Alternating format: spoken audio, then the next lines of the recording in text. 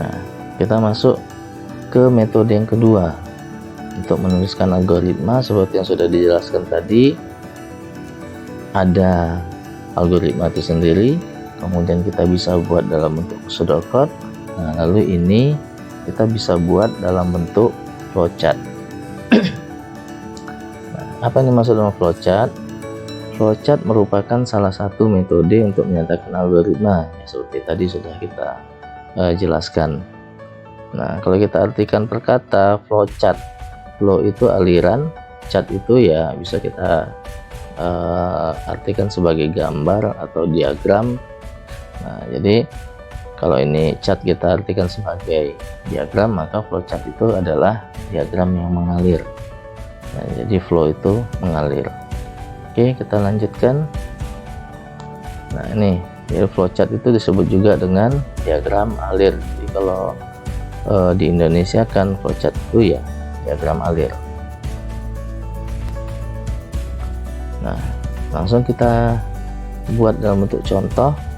Karena tadi contohnya kita mencari keliling persegi panjang. Nah, sekarang kita lihat bagaimana kalau algoritma kita buat dalam bentuk flowchart, yaitu flowchart mencari keliling persegi panjang.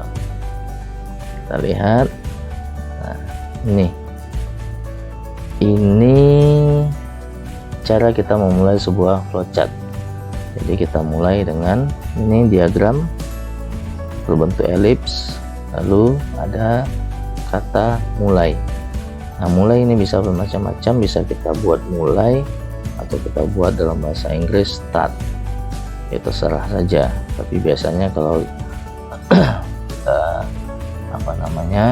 menggunakan bahasa Indonesia, ya kita mulai dengan kita gunakan dengan kata mulai.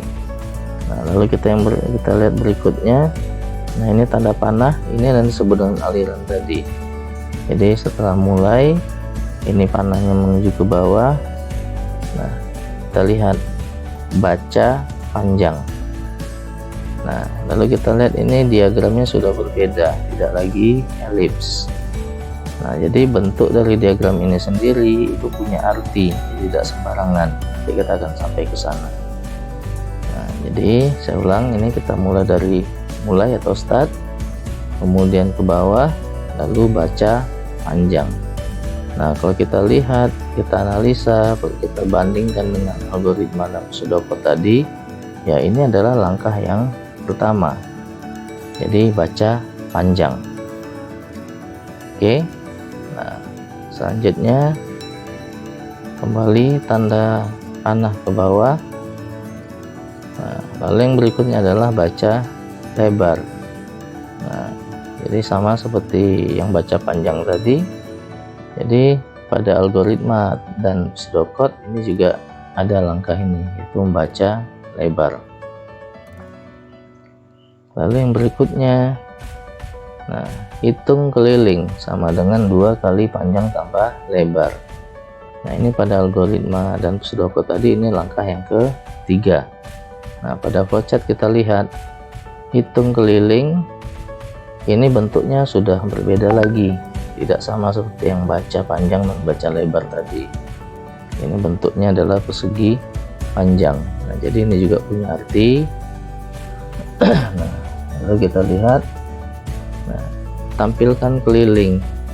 Nah, jadi ini langkah yang keempat pada algoritma dan pseudocode tadi. Jadi keliling ini keliling yang mana ya? Keliling sama dengan 2 kali panjang tambah lebar. Ini kita tampilkan. Nah, terakhir kita lihat ditutup dengan selesai.